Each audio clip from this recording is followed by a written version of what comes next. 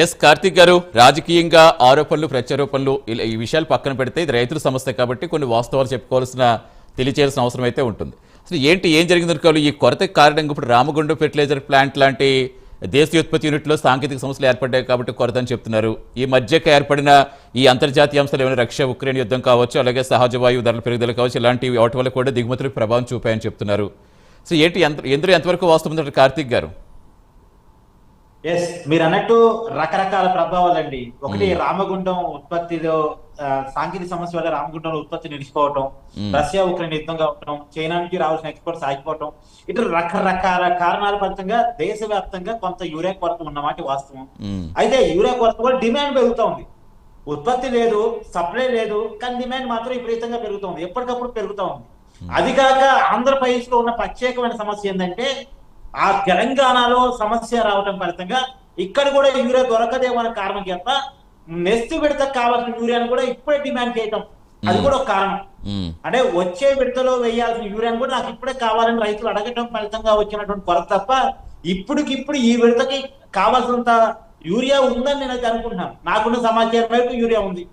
అయితే వైసీపీని నిజంగా వైసీపీకి మళ్ళా చెప్తున్నాను, ఇంతకుముందు వైసీపీ అధికార ప్రతినిధి గారు వేరు కాబట్టి ఇప్పుడు మళ్ళీ ఒకసారి చెప్తున్నాను, నిజంగా యూరియా కొరత ఉన్న మాట వాస్తవం అయితే, కేంద్ర ప్రభుత్వం సప్లై చేయట్లేదు అన్నమాట వాస్తవం అయితే, రేపు ఉపరాష్ట్రపతి ఎన్నికల్లో మీకు అవకాశం ఉంది, మా రాష్ట్రానికి యూరియా సప్లై చేయండి, మా రాష్ట్రానికి కావాల్సిన యూరియా ఇస్తేనే మీకు ఓటేస్తాం అనేటువంటి ఒక డిమాండ్ అక్కడ పెట్టమనండి.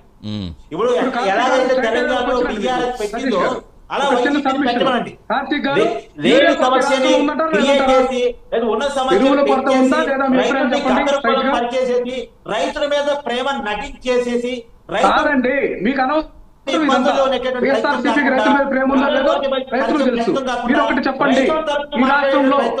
యూరియా కొరత ఉందా లేదా? నేను స్ట్రైట్ గా అడుగుతాను మిమ్మల్ని, ఎరువుల కొరత ఉందా లేదా చెప్తున్నా, మీకు స్ట్రైట్ గా చెప్తున్నా, ఎక్కడ గోతు లేవు, సైన్స్ గా చెప్తున్నా. ఇప్పుడు యూరియా కొరత ఈ విడత కావాల్సినంత లేదు, యూరియా కొరత లేదు, మీరు సృష్టిస్తున్నారు. నెక్స్ట్ విడత కావాల్సిన యూరియాను కూడా ఇప్పుడే అడుగుతున్నారు.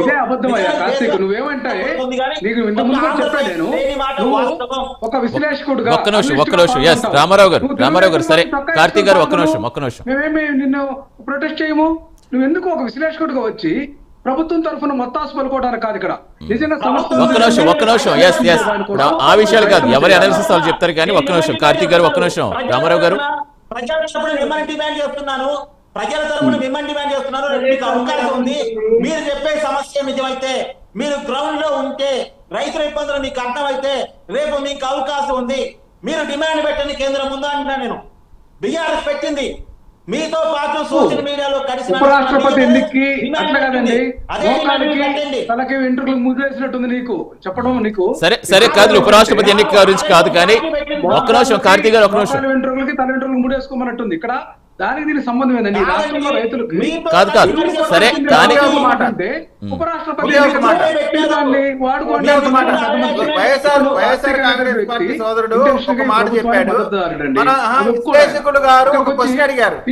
ఇక్కడే వాళ్ళ దొంగలుగా దొరికిపోయారు. చూడండి, ఇక్కడే దొరికిపోయారు.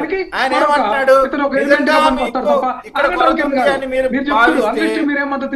ఎన్నికలలో ఇదే ప్రధాన ఎజెండాగా పెట్టుకొని కేంద్రం దగ్గరికి వెళ్ళి పోరాటం చేయొచ్చు, లేదు దాన్ని ప్రధాన ఎజెండాగా పెట్టి మీరు మాకు యూరియా ఇస్తేనే మాకు ఇక్కడ కొరతుంది, మీరు మాకు పంపించండి అని అడిగే ధైర్యం మీరు చేయాలి కదా.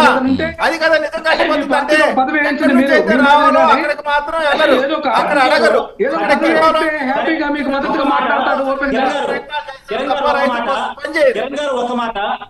నేను ఒక మాట విశ్లేషకుడిగా చెప్తున్నాను, అంటే ప్రజల తరపున మాట్లాడాలి, నిజమే.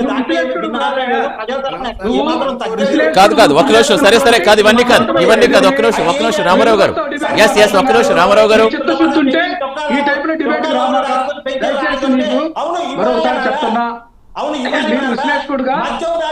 కాదు రామారావు గారు, ఇప్పుడు మళ్ళీ టాపిక్ డైవర్ట్ చేయొద్దు అందరూ కలిసి. కార్తీక్ గారు ఒక్క నిమిషం ఆగండి, కార్తీక్ గారు ఒక్క నిమిషం ఆగండి. సరే రామారావు గారు, సరే పోనీ నిజంగా యూరియా కొరత ఉంది అనుకుందాం, ఇప్పుడు కేంద్రం నుంచి యూరియా రావాలి, మీరు ఏ ప్రయత్నం చేస్తారు రావడానికి అడుగుతాను, పోనీ దానికి చెప్పండి.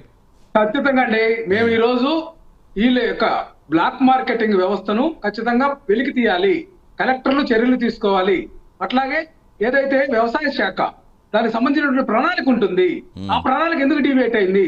వ్యవసాయ శాఖ ఎందుకు ఫెయిల్ అయింది? మంత్రి ఫెయిల్ అయ్యాడా, లేకుంటే జిల్లా స్థాయి అధికారులు ఫెయిల్ అయ్యారా, లేకపోతే వీళ్ళు పెట్టినటువంటి ఇండెంట్ కొత్త లేకుండా ఎందుకు తీసుకురాలేకపోతే? ఇప్పుడు చంద్రబాబు నాయుడు గారు ఒకటే చెప్పారండి, సరిపడినంత యూరియా ఉందంటున్నారు, వీళ్ళేమో లేదంటారు. సరిపడినంత యూరియా ఉందని చంద్రబాబు నాయుడు గారి స్టేట్మెంట్ మనం చూసాం. అట్లాగే ఆయన ఏమంటున్నాడు, ఈ యొక్క ఎరువులు కొరత ఉందని చెప్పి ఎవరైనా సరే ప్రచారం చేస్తే, మాట్లాడితే ఖచ్చితంగా పోలీస్ చర్యలు ఉంటాయి అని బెదిరింపులకు దిగుతున్నాడు.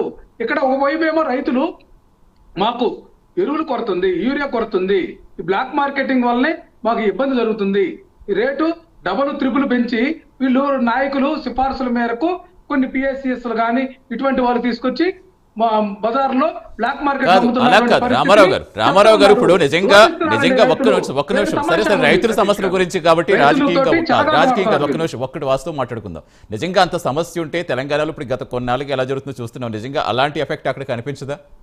ఒకవేళ నిజంగా సమస్యలు కేసులు పెడతామంటే నిజంగా ఆగిపోతారు రైతులు తెలంగాణకి మనకి సంబంధం లేదండి. మనకి లేట్ గా స్టార్ట్ అవుతుంది, సీజన్ లేట్ గా స్టార్ట్ అయినందువల్ల ఇది పరిస్థితి ఏంటంటే ఇంకా మీకు ముదరలేదు. ఇంకొక 15 రోజుల తర్వాత ఈ పరిస్థితి తీవ్ర రూపం దాల్చేటటువంటి పరిస్థితి ఉంది. అందుకే మేమేమంటున్నానంటే ఈ రాష్ట్ర ప్రభుత్వం వైఫల్యం చెందింది. ఖచ్చితంగా మా నిరసనల ద్వారా కేంద్ర ప్రభుత్వమైన కళ్ళు తెరిచి వాళ్ళు గుజరాత్ కో లేకుంటే వాళ్ళ ఉత్తరాది రాష్ట్రాలకో పంపిణీ చేసేటటువంటి ఎరువులు ఉన్నాయో వాటినైనా మనకి మళ్లించి మనకి సహాయం చేయమని అడుగుతున్నాం.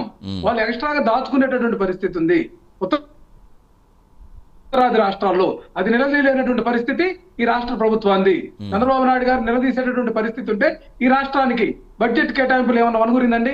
ఇక్కడ అన్నింటిలో కూడా మనము సవతి తల్లి ప్రేమ చూపిస్తున్నారు తప్ప మన పట్ల కేంద్ర ప్రభుత్వం ఎక్కడా కూడా ఖచ్చితమైనటువంటి తత్వం లేదు. వీళ్ళు మాట్లాడే పరిస్థితి లేదు. యూరియాలో సరిపడా వచ్చినాయని ఒక రాష్ట్ర ముఖ్యమంత్రి ఎలా చెప్తాడు? సరిపడా అందినాయి అని చెప్పి ముఖ్యమంత్రి గారి స్టేట్మెంట్. వీళ్ళేమో ఏది కూటమికి సపోర్ట్ చేసేటటువంటి విశ్లేషకుడిగా వచ్చినటువంటి కార్తీక్ కూడా ఈ రాష్ట్రంలో యూరియా కొరత లేదంటాడు. కిరణ్ గారు అసలు ఇదంతా కూడా వైసీపీ సృష్టిస్తుంది తప్ప కొరత లేదంటున్నారు. రేపు చూడండి, రైతుల యొక్క అభిలాష, రైతుల యొక్క ఆందోళన, రైతుల యొక్క ఆక్రోశం, రైతుల ఆక్రోశం వచ్చిన తర్వాత ఏ ప్రభుత్వం కూడా నిలబడిన పరిస్థితి లేదు. రవికిరణ్ గారు, సతీష్ గారు, సతీష్ గారు ఒక మాట, మీరు ఒక జర్నలిస్టు,